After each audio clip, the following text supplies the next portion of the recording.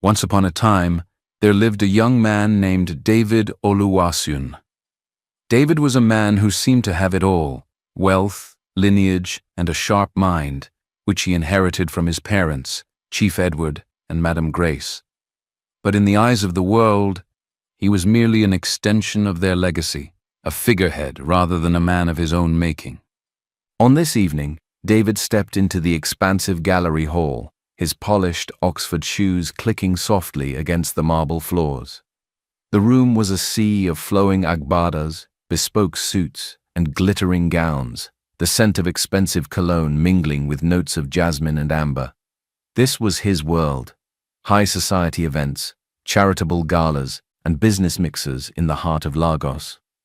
He moved through the crowd with practiced ease, exchanging polite smiles and handshakes with acquaintances. Yet, beneath his poised exterior, the familiar ache remained. His father, Chief Edward Oluwaseun, was a financial magnate who had built a vast empire from scratch, and his mother, Madam Grace, was an influential art collector. David had inherited their sharp mind and keen eye for detail, but he had also inherited the burden of their name. Every success he achieved in his career as an investment strategist was dismissed by skeptics as nepotism, and every failure scrutinized as a potential embarrassment to his family. As he reached for a glass of champagne from a passing server, his attention was caught by a woman standing across the room. She was elegant, with sharp features and a confident air that seemed out of place in the sea of forced politeness. Her gaze met his, and she smiled, a genuine crooked smile that made his pulse quicken. She didn't seem like the type to belong here, but that only intrigued him more. "David Oluwaseun," she said smoothly as she approached, offering her hand. Her voice had a warm, confident tone that carried a hint of mischief. "You're a hard man to miss in a crowd." He tilted his head, intrigued. "And you are?" Sarah Okafor. "Just a humble architect trying to blend in at a fancy gala," she replied with a wink. David chuckled, feeling the tension of the evening ease slightly.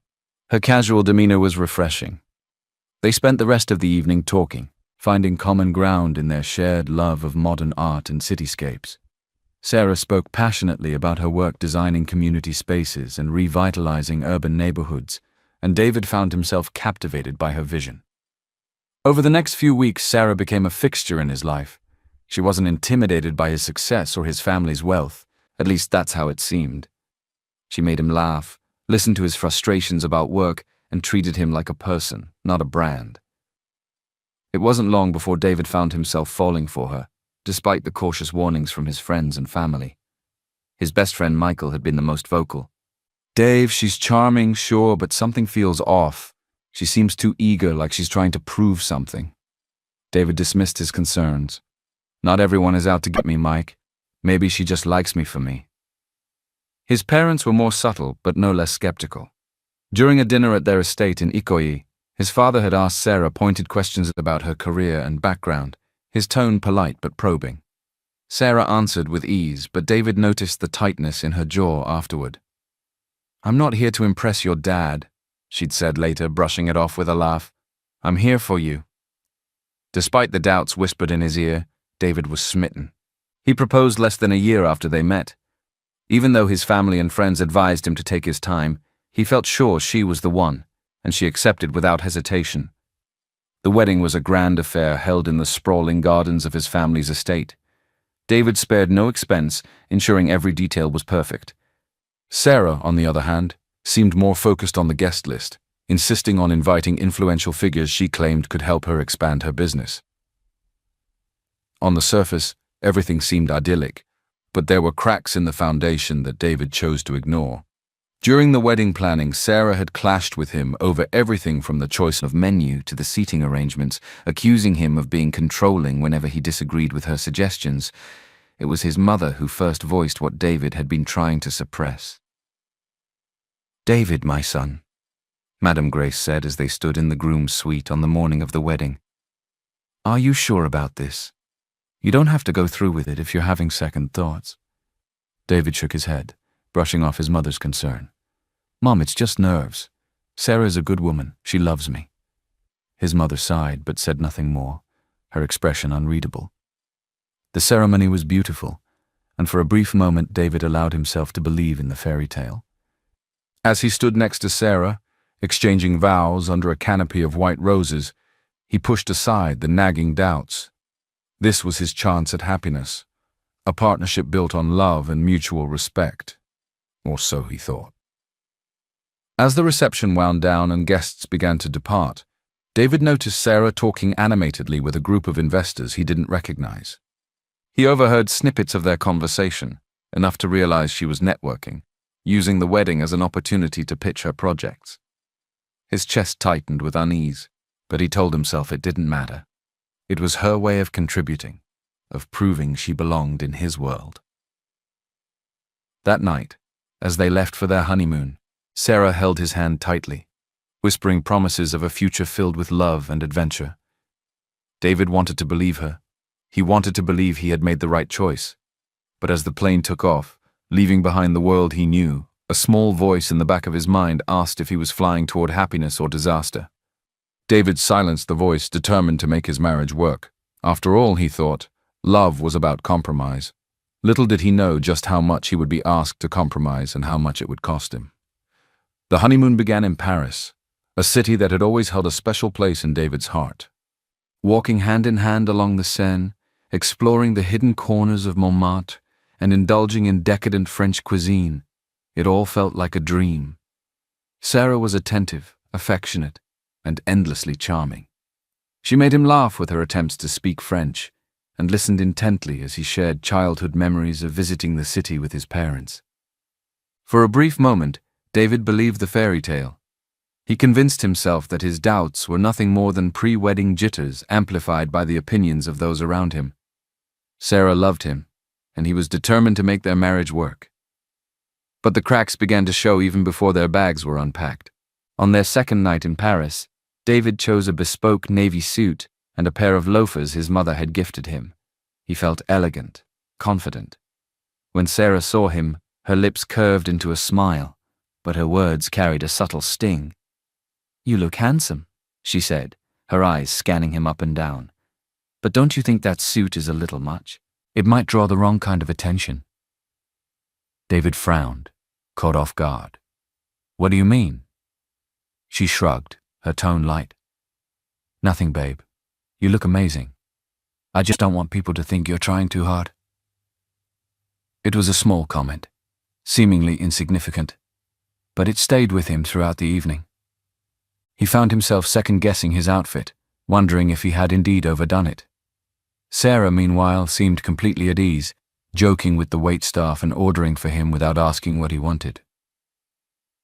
By the end of the honeymoon, David began noticing a pattern. Sarah would make casual remarks about his choices, his clothes, his grooming, even the way he spoke to strangers. "You're too nice," she said one afternoon when he struck up a conversation with a shopkeeper. "Not everyone deserves your time." At first, he brushed it off as her way of protecting him, but the frequency of her comments grew. They weren't overtly cruel, but they carried an undercurrent of criticism that made him feel as though he were constantly falling short. When they returned home to Lagos, real life crept in. David threw himself back into his work, excited to dive into a new project that had the potential to reshape his firm's approach to sustainable investing. He shared his ideas with Sarah over dinner, expecting her to be proud of his ambition. Instead, she dismissed his enthusiasm with a flippant comment. "Sounds complicated," she said, barely looking up from her phone. "Don't you ever get tired of all that stress? I mean, you don't have to work, you know? We're doing fine." The words stung. David loved his career. It was a part of who he was. He tried to explain this to Sarah, but she waved him off, changing the subject to something trivial. It was the first time he felt a gulf between them, a distance he couldn't quite bridge. Over the next few months, Sarah's true nature began to reveal itself. She started taking control of their finances, insisting that it was her responsibility as the wife to manage the household budget. At first, David didn't mind. He trusted her. But he began to notice small things, unauthorized withdrawals from their joint account, expensive purchases she hadn't mentioned. When he confronted her about it, she laughed. Relax, Dave. I'm just making some investments. You'll thank me when they pay off. He wanted to believe her, but unease settled in his stomach. The purchases didn't stop, and her explanations became vaguer.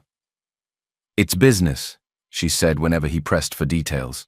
You wouldn't understand. Sarah also began to distance him from his family and friends. She made excuses to skip dinners with his parents, claiming she felt unwelcome. They've never liked me, she said, planting seeds of doubt in his mind. They think I'm not good enough for you.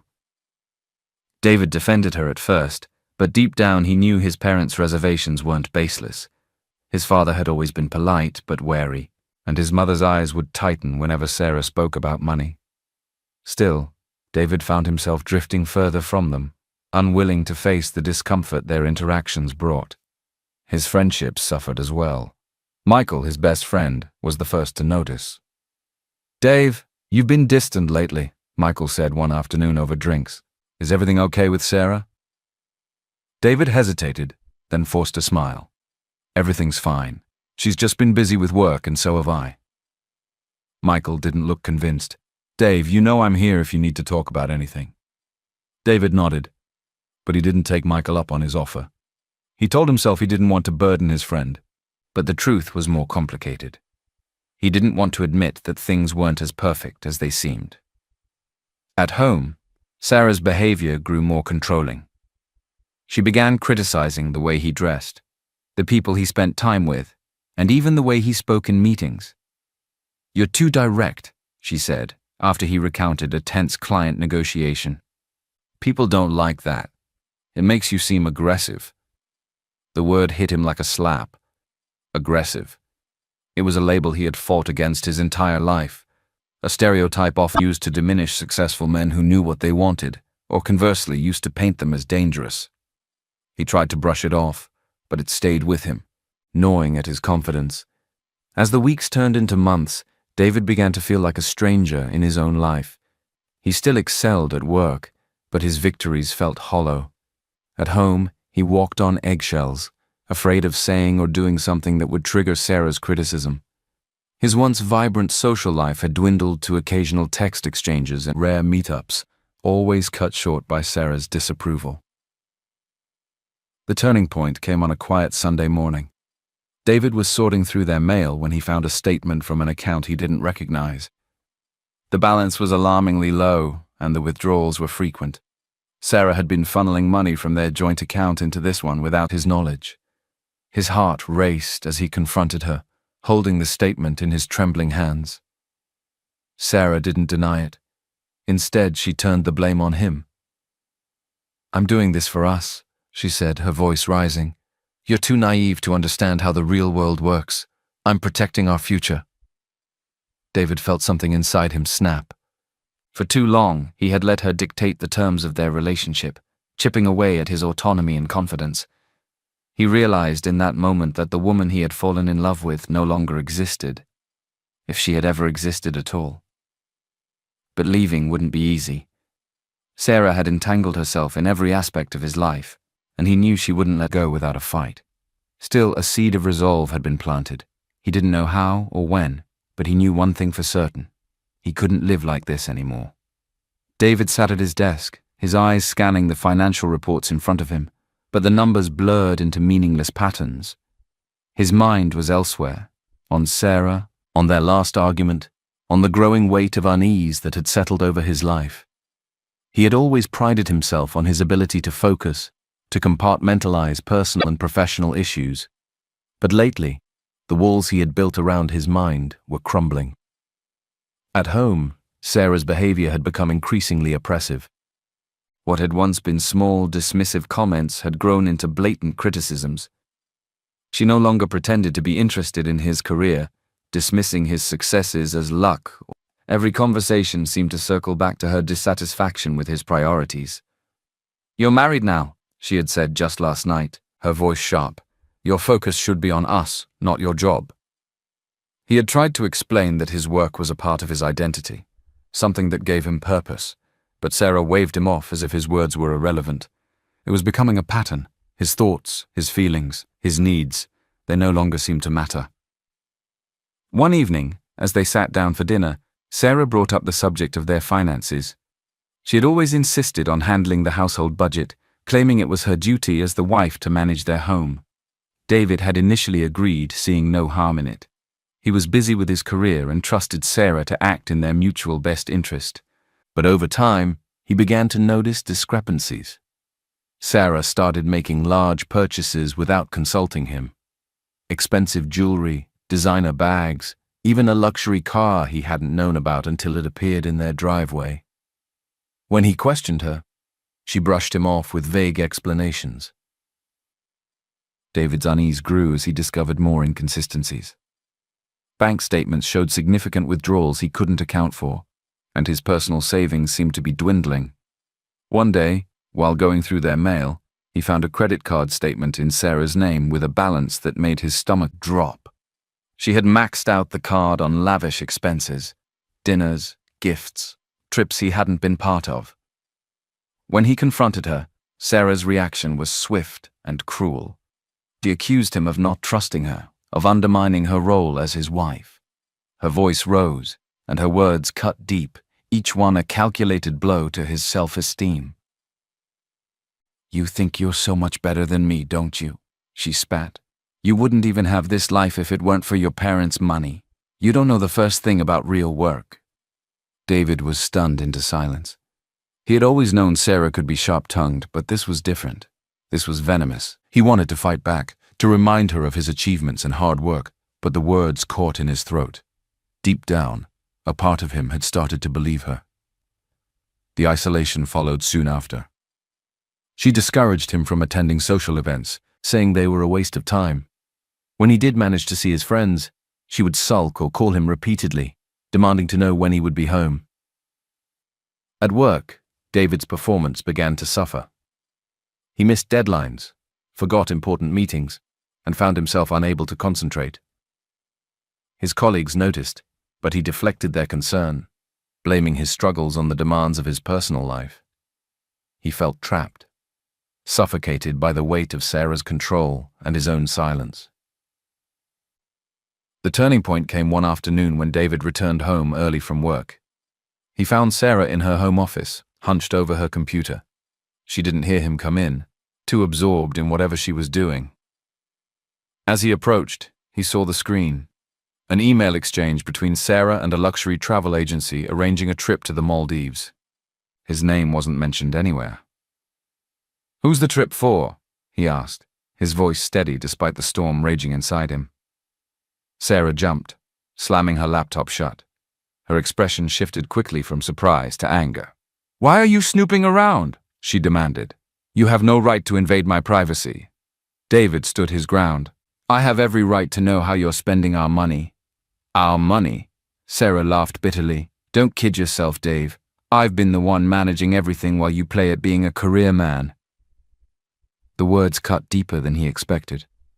For years, David had fought against the stereotype that children of the wealthy were lazy or incompetent. Hearing Sarah dismiss his accomplishments so easily was a blow to everything he had worked for. The confrontation escalated, with Sarah accusing him of being ungrateful and disrespectful. She stormed out of the house, slamming the door behind her. David stood in the empty hallway, his hands trembling, his mind racing. In that moment, he realized how much of himself he had lost. He had allowed Sarah to chip away at his confidence, to isolate him from the people who loved him, to control every aspect of his life. And for what? To keep the peace? To prove to himself and others that his marriage was worth saving? That night, David lay awake in bed staring at the ceiling. He thought about the man he used to be, strong, independent, unafraid to take risks. He thought about his parents, who had always taught him to value himself and never settle for less. He thought about Michael, who had seen through his facade even when David refused to. By morning, a seed of resolve had been planted. He didn't know how or when, but he knew one thing for certain. He couldn't live like this anymore. Something had to change, and this time, he would be the one to take control. David smoothed the fabric of his dark blue bespoke suit, taking one last look in the mirror. His reflection stared back at him, poised but uneasy. The suit was stunning, a gift from his mother on his last birthday. but tonight it felt like armor. He was determined to make this evening a turning point, a chance to either salvage what remained of his marriage or confront the truth he had been avoiding for far too long. He had chosen one of Lagos's most exclusive restaurants for the occasion. It was the type of place that required reservations months in advance, with its dim lighting, impeccable service, and a menu that could rival the art hanging on the walls. David hoped that the elegant setting might soften Sarah, encouraging her to drop the hostility and let them have an honest conversation. When Sarah arrived, she was impeccably dressed in a designer dress that David didn't recognize, likely one of her recent purchases. She kissed his cheek, her smile not quite reaching her eyes.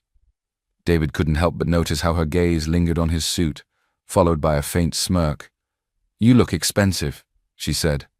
David forced a smile, ignoring the jab. "Thank you for coming tonight. I thought it would be nice to have a quiet evening together." Sarah nodded, signaling to the waiter without consulting him. "Of course. We've both been so busy. It's good to catch up." As the waiter approached, Sarah ordered an extravagant bottle of wine without glancing at the menu. David hesitated but decided not to comment. He would let her take the lead, at least for now. The conversation started innocently enough. Sarah recounted her recent meetings with potential investors, peppering her anecdotes with subtle boasts about her connections. David listened politely, but his mind wandered. Her tone, the way she spoke about her accomplishments, it all felt rehearsed, like she was performing for an audience that wasn't even there. When the first course arrived, Sarah turned her attention to David. "So how's work? Still playing the corporate game?" David set down his fork, feeling his stomach tighten. It's been challenging but rewarding. We've just launched a new initiative focusing on sustainable investments. It's something I've been passionate about for a long time." Sarah shrugged, swirling her wine. "Sounds noble, but don't you ever get tired of it? All that stress, the long hours. I mean, you don't need to work. We're doing fine without it." David took a deep breath, willing himself to stay calm. "My work isn't just about money, Sarah. It's about purpose. It's important to me." She leaned back in her chair, a faint smirk playing on her lips. "Of course it is. You've always been so driven. But don't you think it's time to focus on other things?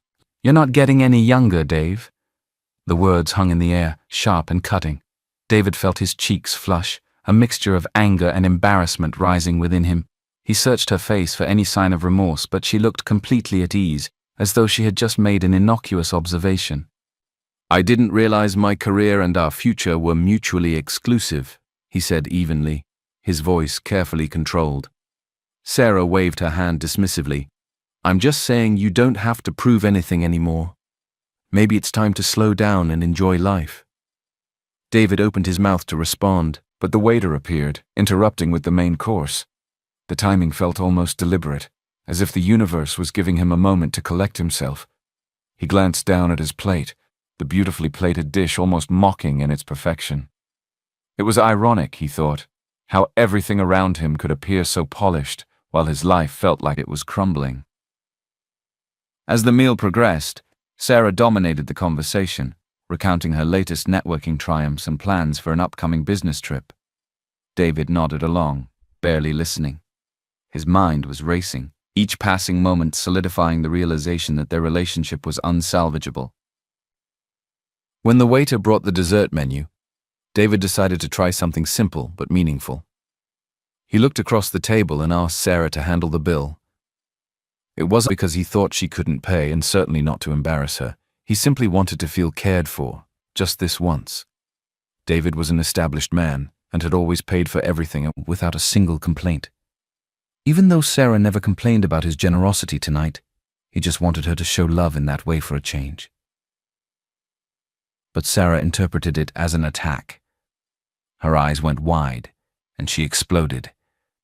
"You are asking me to pay," she shouted, accusing him of trying to disgrace her publicly. "You are pathetic. What kind of man asks a woman to pay his bill? You are a disgrace to men. You are not man enough to even take care of your wife." The restaurant went quiet. Every eye turned to their table. In pure rage, Sarah grabbed the dessert plate in front of her and threw it at David, The plate shattered, splattering cake across his suit and face. Gasps echoed around the room as diners recoiled in shock. David sat frozen for a moment, the remnants of the tart sliding down his cheek. Then slowly he stood. The humiliation he had felt moments ago was gone, replaced by a calm determination. He reached for his napkin, wiping his face with deliberate precision. "This is over," he said quietly, his voice carrying through the stunned silence. He turned and walked out of the restaurant, leaving Sarah and the shattered remains of their relationship behind. As he stepped into the cool night air, a sense of clarity washed over him. For the first time in years, he felt truly free. It was time to take back control of his life, and he knew exactly where to start. David's shoes echoed against the marble lobby floor of his parents' home, the sound a sharp contrast to the deafening silence in his mind.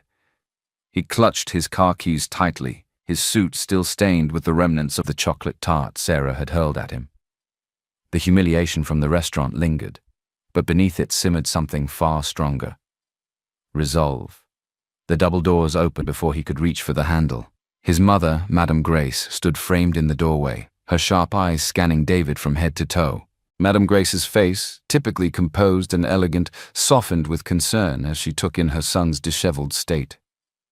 "David," she said, stepping aside to let him in. "What happened?" David didn't respond immediately. He walked past her into the grand foyer, the familiar scent of lavender and polished wood enveloping him. For the first time in what felt like years, he allowed himself to relax, his shoulders sagging under the weight of his exhaustion. His father, Chief Edward, appeared at the top of the staircase, his tie loosened and a book in his hand. The sight of David stopped him in his tracks. He descended quickly, his normally stern expression replaced with one of worry. "David," he said, his voice steady but warm. "Are you all right?" David took a deep breath, his voice trembling as he spoke. "No, Dad, I'm not." Madame Grace and Chief Edward exchanged a look before guiding him to the living room. The space was as familiar to David as his own reflection. Plush armchairs, the soft glow of the fireplace, and framed photographs chronicling their family's milestones. It was a room of comfort, of safety, a stark contrast to the chaos he had left behind. As David recounted the events of the evening, his parents listened in silence. He spared no detail, from Sarah's growing hostility to the final explosive scene at the restaurant. By the time he finished, his hands were trembling, and anger mixed with relief filled his chest. "I don't know how I let it get this bad," he said, his voice barely above a whisper. "I kept telling myself things would get better, that I just needed to try harder. But I can't anymore. I'm done." Madame Grace reached across the table, placing a steady hand over David's. "You don't need to do this alone, my son. We're here for you. Whatever you need." Chief Edward nodded from his armchair, his jaw tight with anger. "You've put up with more than anyone should. It's time to take back control of your life." Their words, simple but sincere, felt like a lifeline. For so long, David had believed he had to face his struggles alone, that admitting he needed help was a sign of failure. But here, in the warmth of his family's home, he realized how wrong he had been. The next morning, David woke to the sound of birds outside his childhood bedroom window. The room was exactly as he had left it years ago, down to the neatly organized bookshelves and framed photos of his university graduation. He sat up slowly, the events of the previous night flooding back with painful clarity. But alongside the pain was a newfound sense of purpose. For too long he had allowed Sarah to dictate his life, to undermine his confidence and isolate him from the people who loved him. That ended now. David dressed in simple clothes he found in his old closet and made his way downstairs. His parents were waiting for him in the kitchen, the scent of freshly brewed coffee filling the air. They greeted him with smiles, their warmth bolstering his resolve. Over breakfast, Chief Edward laid out a plan. "I'll connect you with our attorney," he said, his tone decisive. "Barrister Tunde. He's handled cases like this before. We'll make sure Sarah doesn't get away with anything." David nodded, grateful for his support. "I also need to get back to work," he said. "I've been distracted for too long and it's time I refocus." Madame Grace placed a hand on his shoulder. Take it one step at a time, David. You don't have to rebuild everything overnight. The rest of the day was a blur of phone calls and paperwork. David reached out to a divorce attorney recommended by his father, a sharp, no-nonsense man named Barrister Tunde. They arranged to meet the following morning to discuss the details of his case. That evening, as David sat with his parents in the living room, a wave of guilt washed over him. He thought about the years he had distanced himself from them, choosing to prioritize a woman who had done nothing but tear him down. "I'm sorry," he said suddenly, his voice breaking, "for shutting you out, for not listening when you tried to warn me." Madame Grace moved to sit beside him, wrapping an arm around his shoulders. "You don't need to apologize, David. You did what you thought was right at the time. What matters is that you're here now." Chief Edward nodded from his armchair. "You've always been strong, Dave. Stronger than you realize, and now you're taking that strength back." Their words bolstered him, filling him with a sense of determination he hadn't felt in years. For the first time in what felt like forever, David allowed himself to hope for a better future, one where he was in control of his own life. The following morning, David arrived at Barrister Tunde's office, a sleek, modern space in the heart of Victoria Island. Tunde greeted him with a firm handshake and a reassuring smile. "Let's get started," Tunde said, motioning for David to sit. "Tell me everything." As David recounted his marriage to Sarah, Tunde listened intently, taking detailed notes. When he finished, Tunde leaned back in his chair, his expression thoughtful. "You have a strong case," Tunde said. "We'll gather evidence of financial exploitation, emotional abuse, and any other misconduct. Sarah might try to fight back, but I assure you, we'll be prepared." David nodded, relief washing over him. For the first time since his marriage began unraveling, he felt like he had an ally, someone who believed in him and was willing to fight for him. Over the next few days, David began taking small but significant steps to reclaim his life. He reconnected with Michael, who welcomed him back with open arms, and began reaching out to colleagues he had distanced himself from. At work, he threw himself into his projects, rediscovering the passion that had once driven him. But the road ahead wouldn't be easy. Sarah wouldn't let go without a fight, and David knew the coming weeks would be filled with challenges. Yet as he stood in his parents' foyer one evening, watching the city lights of Lagos twinkle in the distance, he felt a sense of clarity he hadn't experienced in years. He wasn't just surviving anymore, he was taking control, step by step, piece by piece, and for the first time in a long time, David felt truly alive. David sat at his desk in his office, his fingers drumming on the polished wood surface.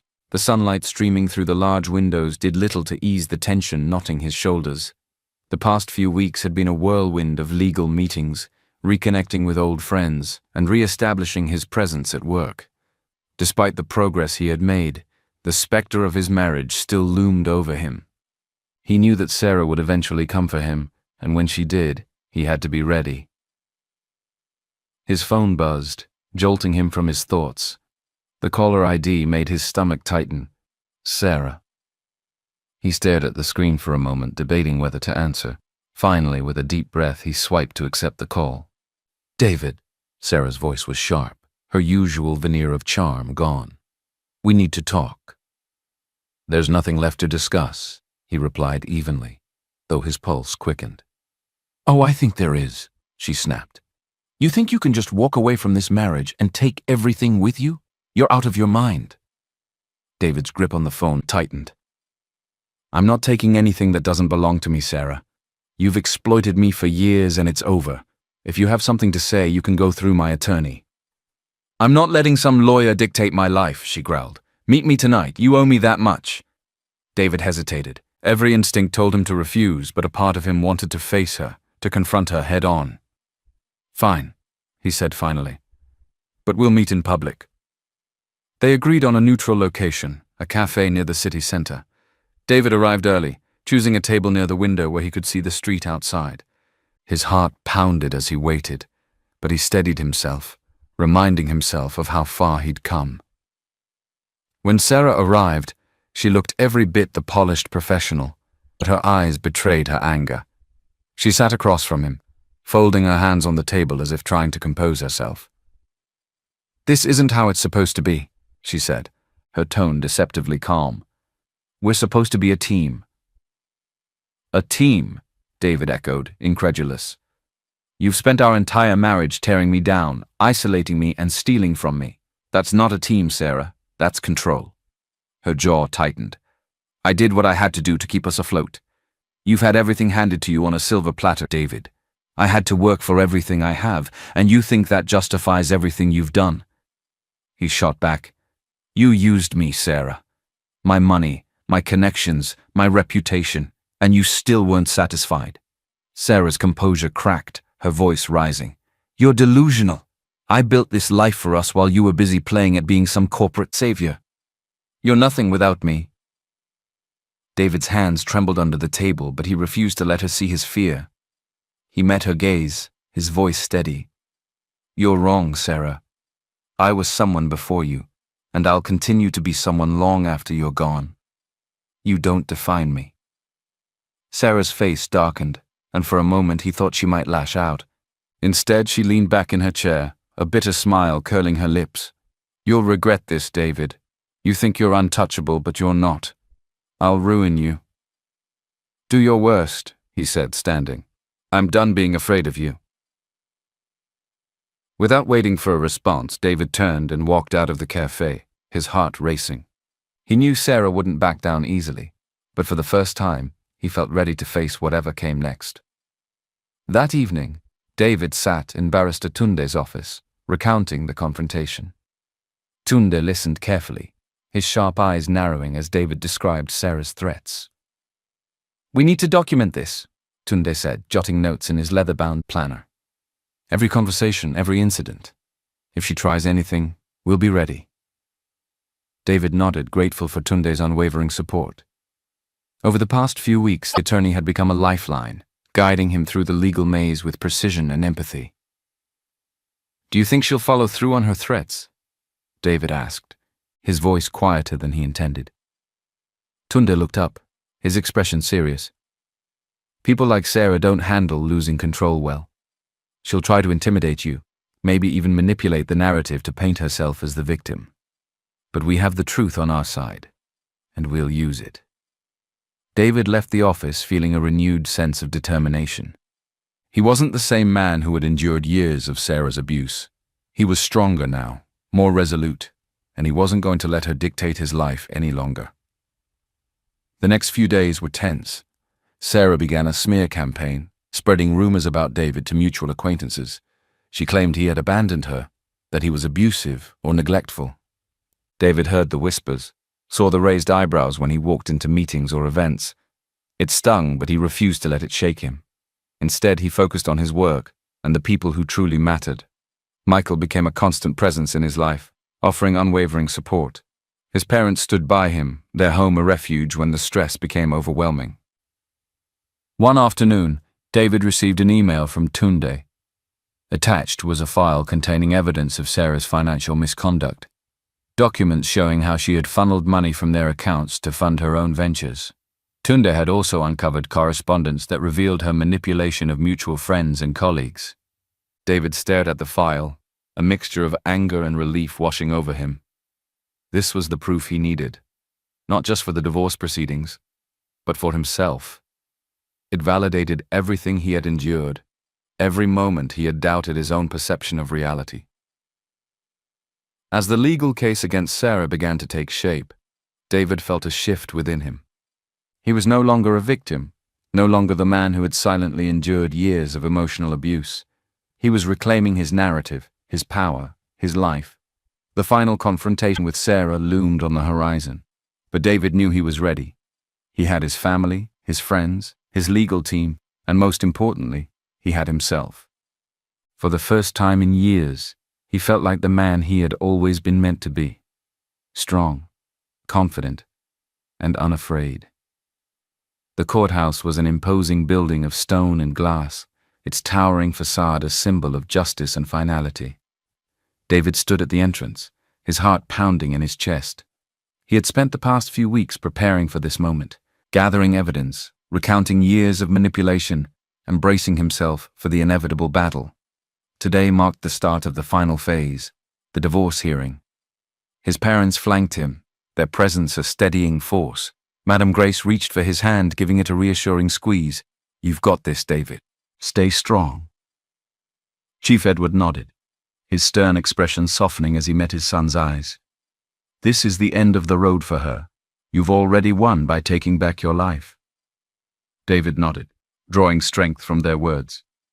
He took a deep breath and walked through the heavy doors, his shoes clicking against the polished floors. Barrister Tunde was waiting for him inside. "David," Tunde greeted, his tone professional, yet warm. "Are you ready?" "Yes," David replied, his voice steady despite the butterflies in his stomach. "I'm ready." As they entered the courtroom, David spotted Sarah sitting at the defendant's table. She was impeccably dressed as always, but there was a tension in her posture, a flicker of unease in her eyes.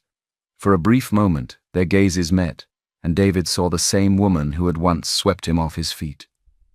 But that image was quickly replaced by the reality of who she had become, or perhaps who she had always been.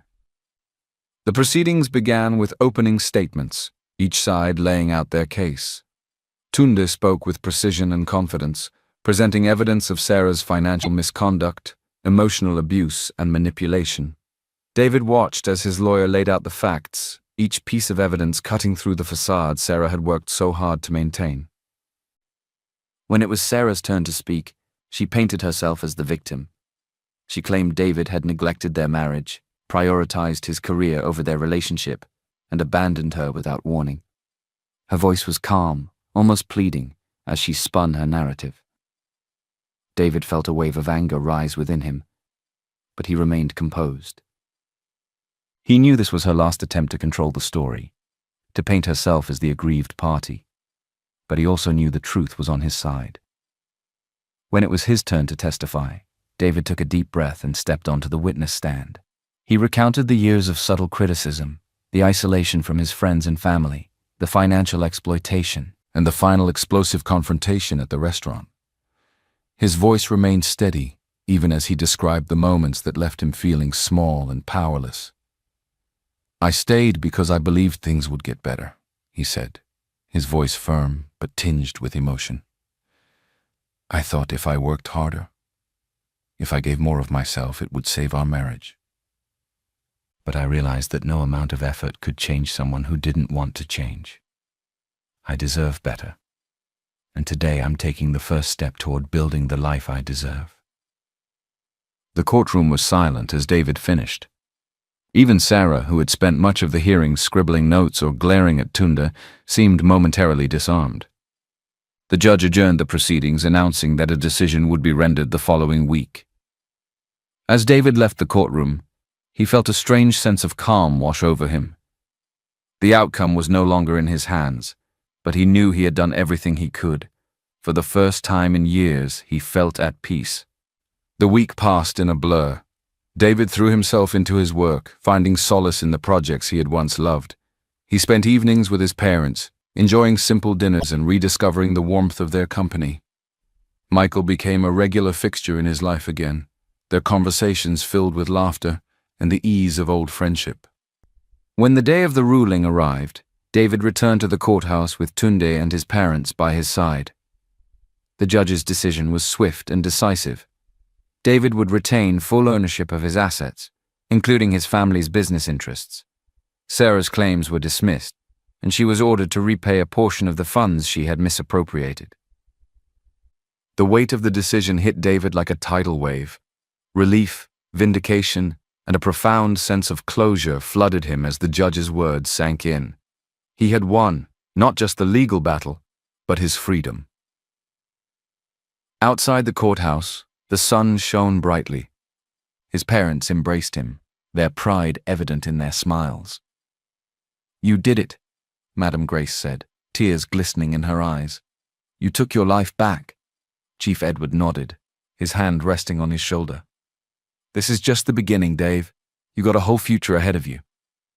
David smiled, his chest swelling with hope.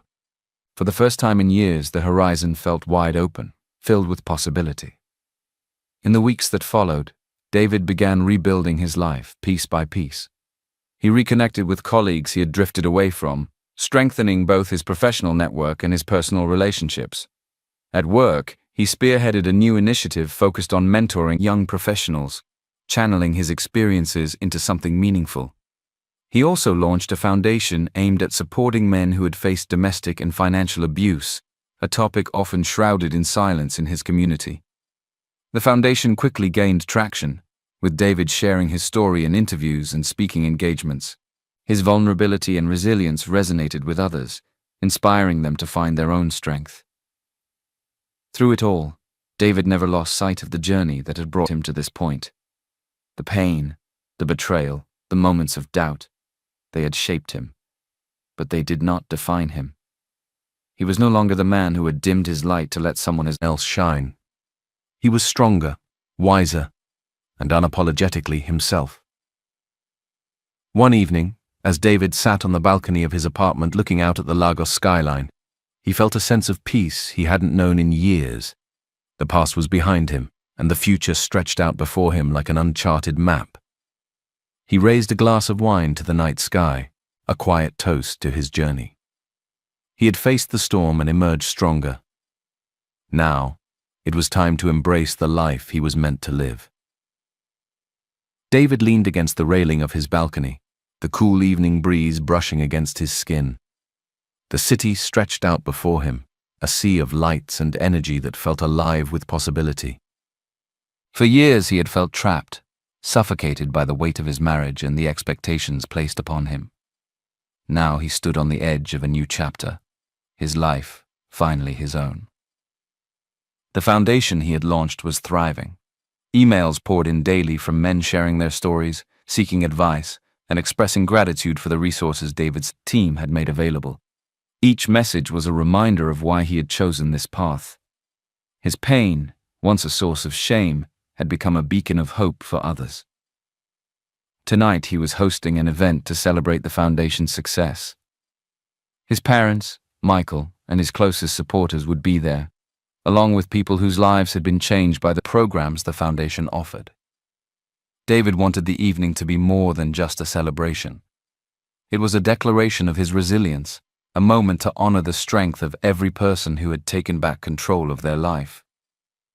The event was held at a stunning rooftop venue in Victoria Island. Guests arrived in elegant attire, the soft hum of conversation blending with the gentle strains of a high-life band. David greeted each attendee with a warm smile, his confidence radiating as he moved through the crowd. He felt a tap on his shoulder. Turning, he found Michael grinning at him, a glass of Chapman in hand. "You've outdone yourself, Dave," Michael said, his eyes scanning the beautifully decorated space. "This is incredible." David laughed, clinking his glass against Michael's. "It's not just me. Everyone here played a part. This foundation wouldn't exist without the support of people like you." Michael's expression softened. "You know, it's amazing to see you like this. Strong, happy, free. I've missed this version of you." David smiled, the words sinking in. For so long he had felt like a shadow of himself, but now he was rediscovering the man he had always been. "I've missed him too," he admitted. The evening unfolded seamlessly. Guests mingled, sharing stories and making connections. David took the stage at one point, his voice steady as he thanked everyone for their support and spoke about the foundation's mission. He shared pieces of his journey, his vulnerability resonating with the room. By the time he finished, the applause was deafening. As the night wound down, David found himself on the rooftop terrace, looking out at the glittering skyline. He heard footsteps behind him and turned to see his mother approaching, a soft smile on her lips. "You were wonderful tonight," Madame Grace said, stepping beside him. "Your father and I couldn't be prouder." David felt a lump form in his throat. "Thank you, Mom, for everything. For standing by me even when I didn't make it easy." Madame Grace reached for his hand, her grip firm but gentle. "You've always been strong, David, even when you didn't see it. Watching you take back your life has been one of the greatest joys of mine." David nodded, tears threatening to spill. "I couldn't have done it without you and Dad." I felt so lost for so long, but you never gave up on me." Madame Grace smiled, her eyes shining. "That's what family is for. And now you're building a new family, a community of people who see their strength reflected in yours. That's something to be proud of." David leaned against his mother's shoulder, the two of them gazing out at the city in comfortable silence. The days that followed were filled with activity. David's foundation continued to grow, and his career flourished as he took on new challenges with a renewed sense of purpose. He began traveling, exploring cultures and cuisines he had always dreamed of experiencing. Each trip brought inspiration, new ideas for the foundation, fresh perspectives on life, and a deeper appreciation for his own resilience. In Morocco, he marveled at the vibrant markets. In Japan, he immersed himself in the art of quiet reflection. Every journey was a step toward healing, a celebration of the life he was reclaiming. Back home, David's apartment became a haven of warmth and creativity. His walls were adorned with photos and souvenirs from his travels, each one a reminder of the path he had walked. The man who stared back at him in the mirror each morning was no longer haunted by self-doubt. He was strong, confident, and unapologetically himself. One evening, as David sat at his desk reviewing plans for the Foundation's next initiative, he received an email from Michael. The subject line read, "Look at you." Curious, David clicked it open and found a link to a news article. The headline read, "From Survivor to Leader, David Oluwaseun on Rebuilding a Life of Strength and Purpose." The article detailed David's journey, his work with the Foundation, and his commitment to empowering others. As he read, David felt a swell of pride, not for the recognition, but for the impact he was making. His story was no longer a source of pain, it was a source of hope. That night, David stepped onto his balcony, a glass of wine in hand. The city lights twinkled like 1,000 tiny promises, each one a sign of the endless possibilities ahead. He thought about the man he had been when he first met Sarah, bright-eyed and hopeful, but uncertain of his worth. He thought about the years he had spent dimming his light to let someone else shine, and he thought about the man he was now, strong, independent, and unafraid to take up space in the world. David raised his glass to the skyline, a quiet toast to the journey that had brought him here. "To new beginnings," he whispered, his voice steady and sure. As he sipped his wine, he felt a sense of peace settle over him. The scars of the past would always be there, but they no longer defined him. He was free to live, to love, to dream, and he was just getting started. Thank you for finishing this video. Don't forget to subscribe so you don't miss out on new stories and inspirational content.